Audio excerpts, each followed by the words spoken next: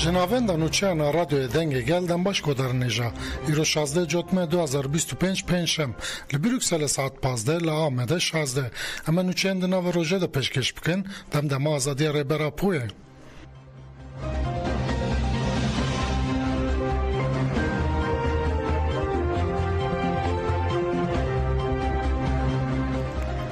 Kêjeke em haqaretên ku li rêbera po hatine kirin bi tundî şermezar dikin. Koordinasyona kêjeke bi daxuyaniyeke haqaretên li meclîsê li rêbera po hatin kirin bi tundî şermezar kir û bang li herkesî kir ku helwestê nişan bidin. Kêjeke destnîşan kir ku ji destpêka pêvajoya heta îro mirovên faşîstiyên weke Turan Çömez hene. Fikrên rêbera po bi taybetî banga wî ya ji bo aştî û civaka demokratîk li tevahiyê cîhanê bi dilxweşî hatiye pêşwazî kirin. Zanist û siyasetmedarên li çar aliyên cîhanê piştgirî dan banga rêbera po.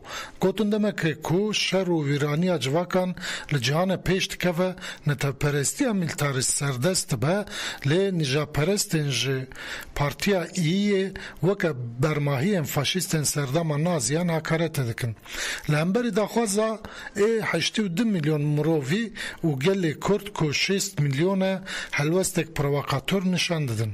Xuya dike ku Partiya İYİ û faşîstên weke Turan Çömez û serokê xwe Musawwat Dervîşoğlu randxwarên şerin. Mafê kesînînên ku bi pêşeroja mirovan bi paşêroja jin û zarokan bilîze û berjewendiyên xwe û partiyê xwe di ser mafê gelan de bigire. Kêjeke got helwesta li dijî rêbera po li dijî gelek Kurd e û wiha bidawî kir.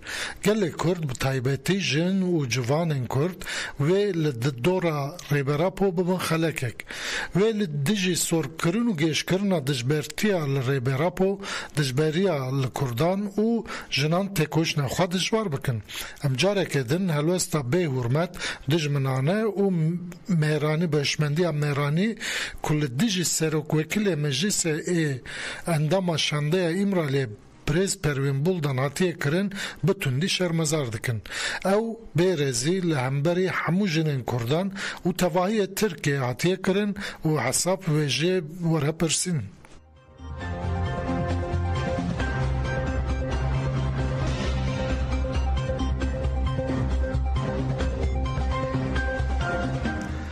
Komxebata Kurdî ziman ji perwerdeya heta bi tenduristiyê mafekî jiyaniye.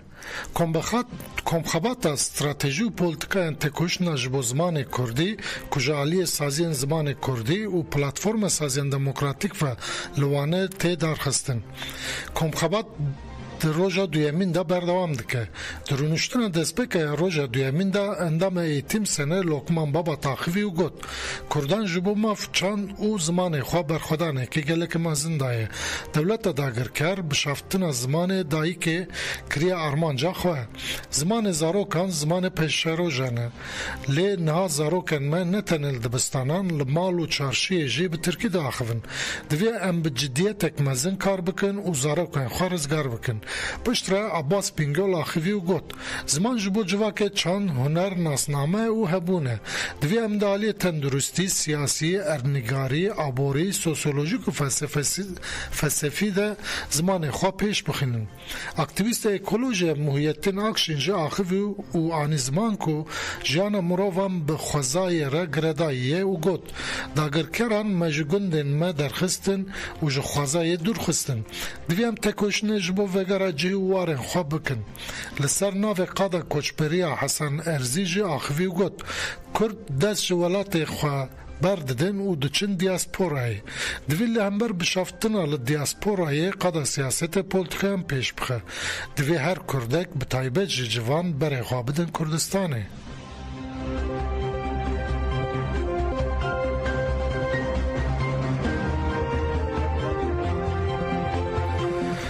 Jinên Kurdên li Fransayê ji bo meşa li koline bang kirin. Tevgera jinên Kurd li Fransayê têjê kefe hewl dide ku karên ji nû ve avakirine bersivê bide pêvajoyê ku banga aştî û civaka demokratîk a 27 Sibatê ya Rêberapû dest pê kir. Jinên Kurdên li herêma Mantes la Jolieyê ku nêzî Parîsê ye pirsgirêkên xwe û rêyên çareseriyê nîqaş kirin. Jinan diyar kirin ku bersiva herî baş li pêvajoyê zêdekirina karên perwerdehî, xurtkirina rêxistinî û çalakiyên ji bo azadiya fîzîkî ya Rêberapû ye. Jinan ji bo meşa heştê mijdarê ya li Kolnê banga tevlîbûnê kirin ku wê ji bo azadiya Rêberapû bêldar xistin. Jinan diyar kirin ku wê tevlî meşa li Kolnê bibin û di serî de jin her kes vexwandin meşa azadiyê ya li Kolnê.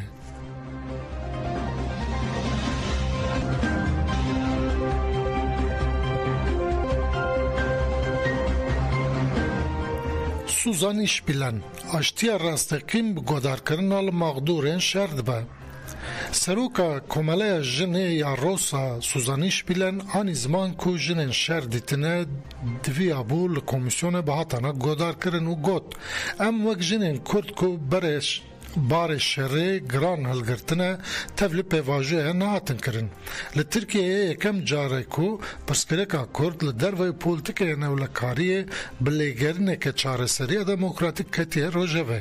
Ev cihê dilxweşî ye.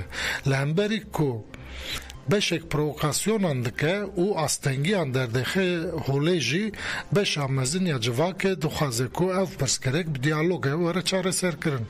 Şer bandoreke giran li jin û zarokan kir.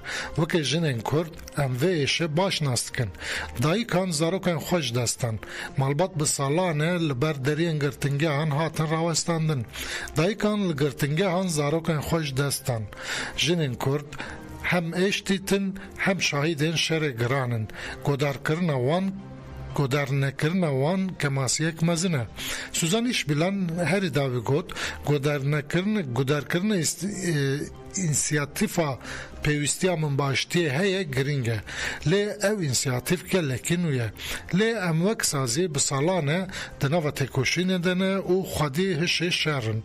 Godarnekirina li saziyên weke saziyên me tê wateyê tinehesbandina azmûnên jinan ya di pêvajoya aştiyê de. Eger godariya saziyên jinan bikin wê hişê jinan vê pêvajoyê ronî bike.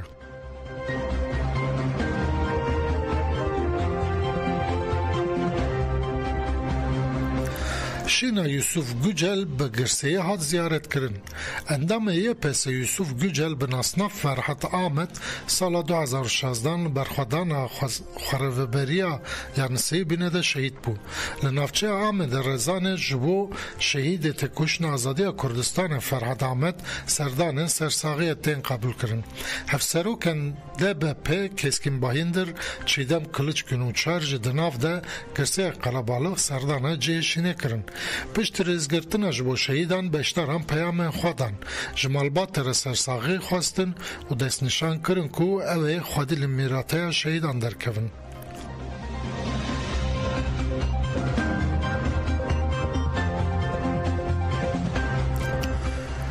Malbatên şehîdan divê Nêçîrvan Barzanî lêborînê li Kurdan bixwazin. Hevberdevkên saziya malbatên şehîdan ya Wargeha Maxmûrê li ser nirxandinên Nêçîrvan Barzanî yên li dijî PKK bertek nişandan. Sarya Marînos têkildarên nirxandinên Nêçîrvan Barzanî ew helbest nişanda. Li şûna ku Barzanî di vê pêvajoyê de bibin alîkar, xwe dikin şîrikê xirabiyê. Her roj ku Nêçîrvan Barzanî axaftinekê dike, wekî ku derbeyek li şoreşa Kurdistanê bide. Divê Nêçîrvan li xwe bizivre û lêborînê jî gelek Kurd û PKK bixwaze. Divê bi zimanê dijminan neaxive. Em wek malbat û dayikên şehîdan dibêjin wê sibê Nêçîrvan Barzanî bi çi rûyê bersiva dayikan bide. Hevberdevke saziya malbatên şehîdan Murat Roboskî jî ev tişt gotin. Em wek malbatên şehîdan yê Maxmûrê silav û hezkirinê xwe ji bo rêberapora dişinin. Van rojên davî me dît ku Nêçîrvan Barzanî hinek nirxandin li ser pêvajoyê kirin. Ev nirxandin em wek heqaret dibînin. Em jî ber wan nirxandinên نچروان دلگرانن و بهیرسن دوی پیواجوی دا دوی همو هز ببن آلیکار جبر کو او پیواجو خراب ببه و تنه نتفگر آزادی و همو هز و جواک زراره ببینه گاوین کو پکه که آوتنه ته هز نکاره باویجه دولت لهمبر وان گاوان تو گاو نه آوتنه نچروان لشونه کو دولت رخنه بکه گوتنه ندر ریده جپکه کره دکه ام وک مالباتن شهیدان و یکی قبول ناکن ام وان نرخاندنان شرمزار دکن ام وک مالباتن شهیدان بانگ لتوایی پارتی و ریخستنین کردو دکن کو دوی پیواجه دا ببنالیکار و ام بی یکتی خواست سرکفتنه میسوگر بکن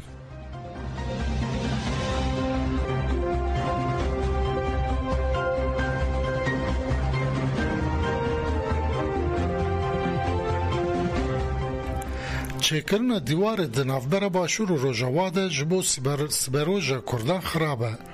روشنبیر و روزنامه‌وان سلیمانی تکیلدار چکرنا دیوار دنافبر باشور و روژاوای کردستان دا جروج نفسیر آخیوین و گوتن. پیوسته یک گرتن و کردیتی نبا قربان حزبایتیه.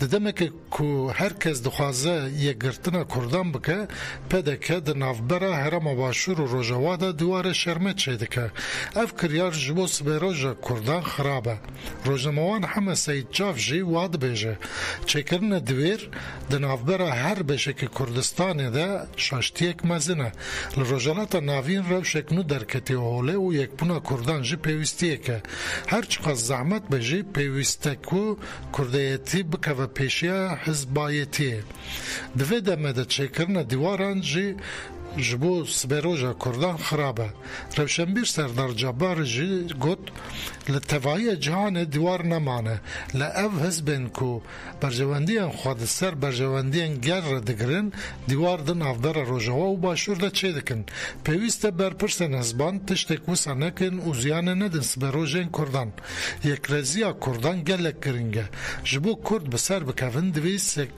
سرکرده نگردایی پره و ولاتن دن من دوی دیوار شرمه دملدست وره راوساند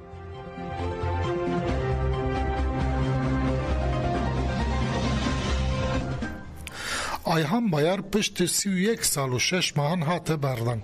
Ayhan Bayar li girtingeya hejmara yeka tîpa te a Rihayê da tiragirtin û cezayê wî yê 30 salan di 14 Nîsana 2024 da xelas bibû. Lêbelê Lijneya Îdare û Çavdêriya ya girtingeyê Tehliya Bayar ji bo salek û 6 mehan taliq kiribû. Du derbarê Bayar de biryara tahliyê hate dayîn. ببارنن ایروژی گرتنگه هاته بردان و پیشیا گرتنگه بگرسه هاته پیشوازی کرن وکیلن دم partiye Nevroz Uysal û Ferit Şen Yaşarjî di pêşwazîkirine de cî girtin û beşdaran duruşma bijî berxwedana zindanan berz kirin. Bayar li vir axaftinê kin kir û got beriya me ربرتیا ما هیجی و حوال ما جی دگرتینگه دانه حتی که ربرتو حوال مازاد ببن ده تکوشنه ما جی بدو ما ام حوال شخصی تو سید رضایانه ام لگارن وانن حقیقتنه اف لگارن ما ده حتی داویه بدو ما پشت پیجوازی کرن آیهان بایار تاوی مالبات خواه بر بسیلوپیا یا شرنا قوا بریکت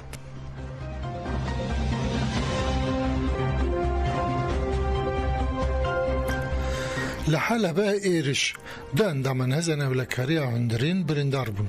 کومنگردای هزن حکومت وگو هز ایرش بنده کنترولی هفبش هزن اولکاریا هندرین و هزن حکومت وگو هز سوریه یالت چرخریا شیهان آحله بکر. ده انجام ایرش ده اندامن هزن اولکاریا هندرین بگرانی بریندار بون.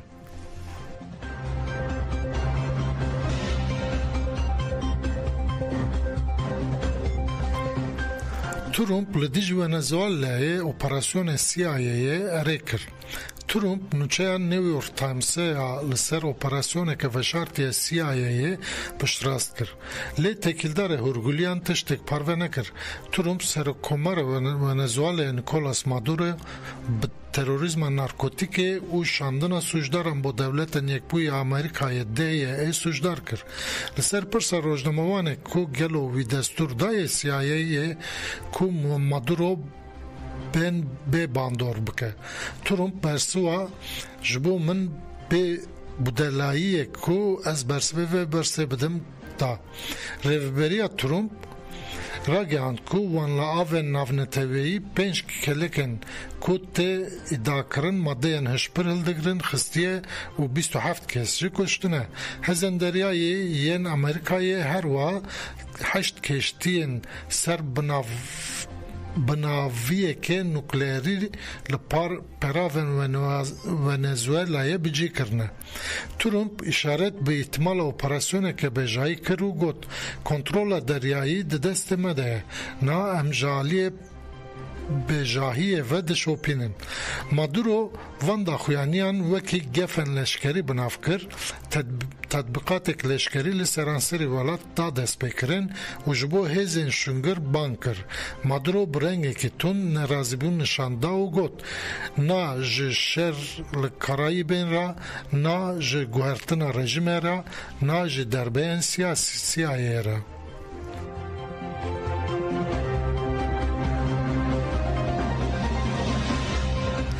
Me nûçeyên navê rojê de pêşkêş kir, godarên êja bibînin di nav xêr û xweşê de.